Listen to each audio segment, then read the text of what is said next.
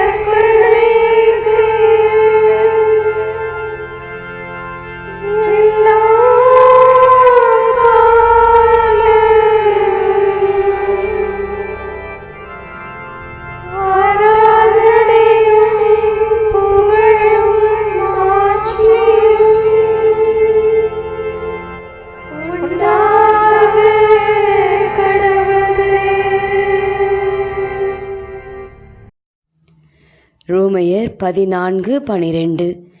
நம்முள் ஒவ்வொருவரும் தம்மை குறித்தே கடவுளுக்கு கணக்கு கொடுப்பர். யாருக்கும் எதிலும் கடன்படாதீர்கள். அன்பு செலுத்துவது மட்டுமே ஒரே கடன். பிறர் மீது நமக்கு இருக்கும் ஒரே ஒரு உரிமை அன்பு செலுத்துவதே.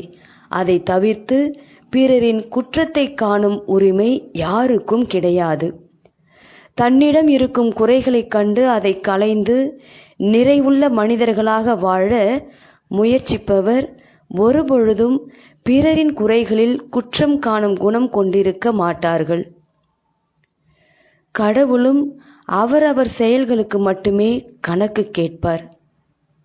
கடவுளை சந்திப்பது உறுதி.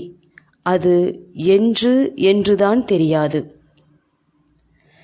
கடவுளுக்கென்றே படைக்கப்பட்ட மனித ஆன்மா அவருக்கு என்றே இயக்கப்பட வேண்டும். இருந்தாலும் இறந்தாலும் கடவுளுக்குரிய ஆன்மா பாவத்தில் சிக்கி இருந்தால் அல்லது பிறவற்றில் சிக்கி இருந்தால் உடனடியாய் மீட்டெடுத்து விடுங்கள். கடவுள் முன் கடனாளியாய் அல்லது வெறும் கையாய் நிற்கும் நிலை வேண்டாம். பாவ சுமையும் வேண்டாம், ஆண்மை இழப்பும் வேண்டாம். சரியாய் கடவுளுக்கு கணக்கு கொடுப்போம். நாம ஜெபம். இயேசுவே, பிறரின் குறைகளை பெரிதுபடுத்தாது என் குறைகளை சரிபடுத்த அருள் தாரும். இயேசுவே, பிறரின் குறைகளை பெரிதுபடுத்தாது என் குறைகளை சரிபடுத்த அருள் தாரும்.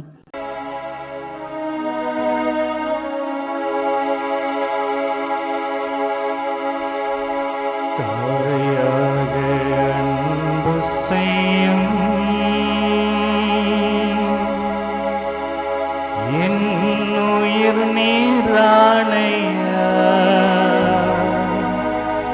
சேயாக நம்பி வந்தோ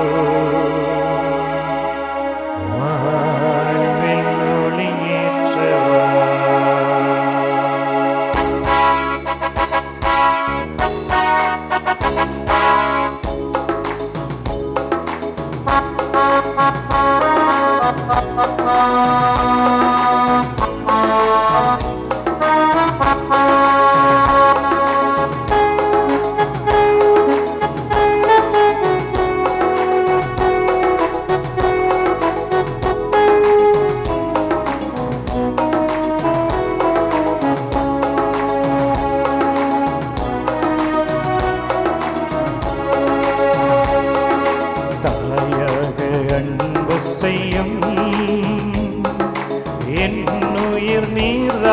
நீதானையா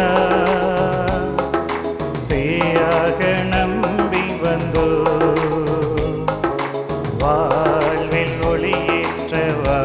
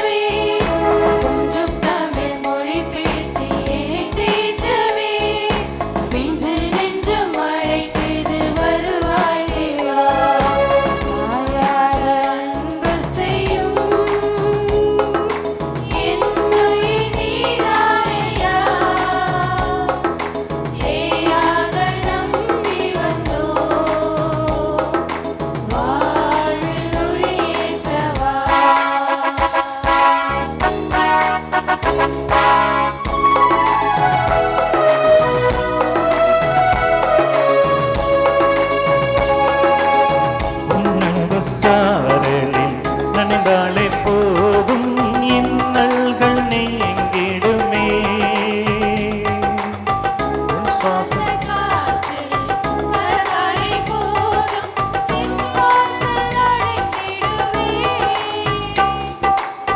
உன் அன்பு சாரலில் நனைந்தாலே போதும் வாசல் அடைந்திடுவே உன் அன்பு சாரலில் கலந்தாலே போதும் வாசல் அடைந்திடுவே நான் என்றும் உன் சாயல்தானே என் கோயில் நெறி கொள்ள நீவா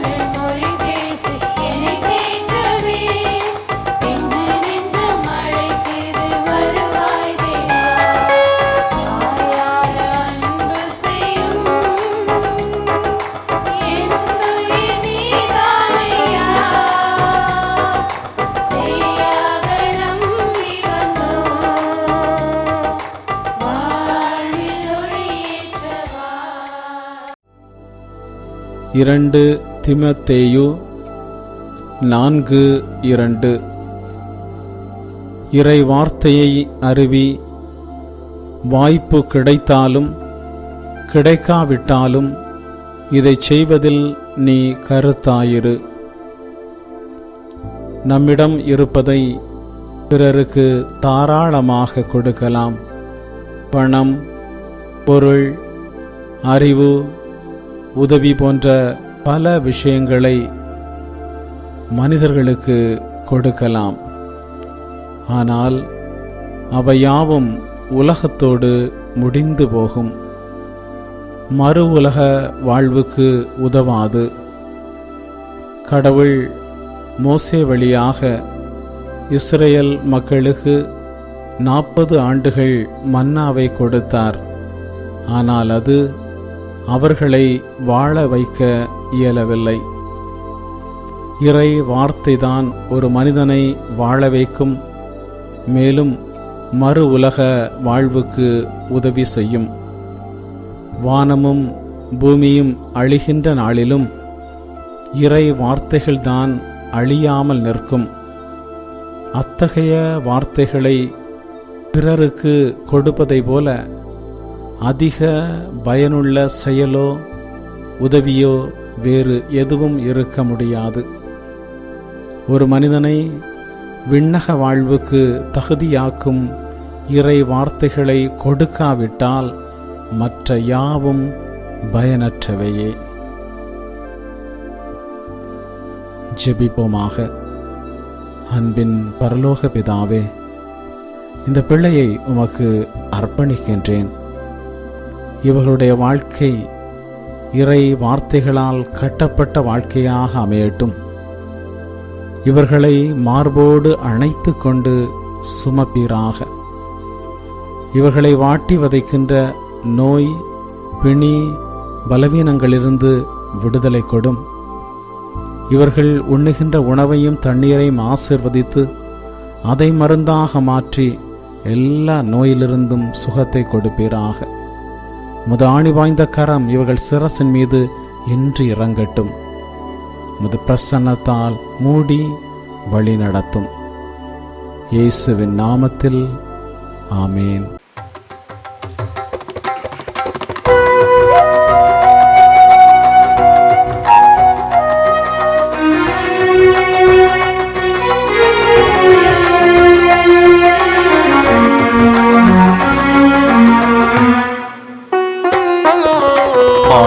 உயிருவருள் அனுமானத்தை தாழ்ந்து பணிந்து ஆராதிப்போம்.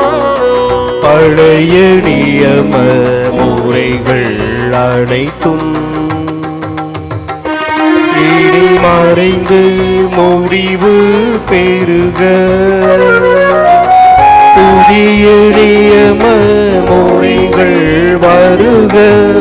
புலன்களாலே மனிதன் இதனை அறிய இயலா. குறையை நீக்க விசுவாசத்தின் உதவி பெறுக.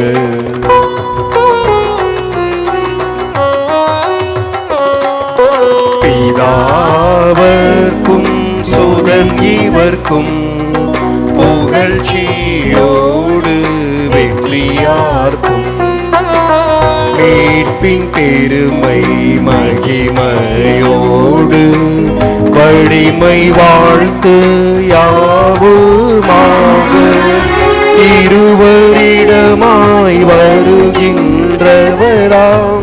தூய ஆவியானவர்க்கும்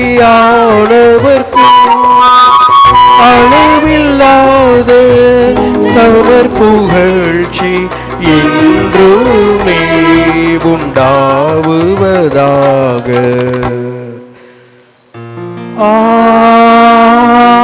ஆமென். மன்றாடுவோமாக.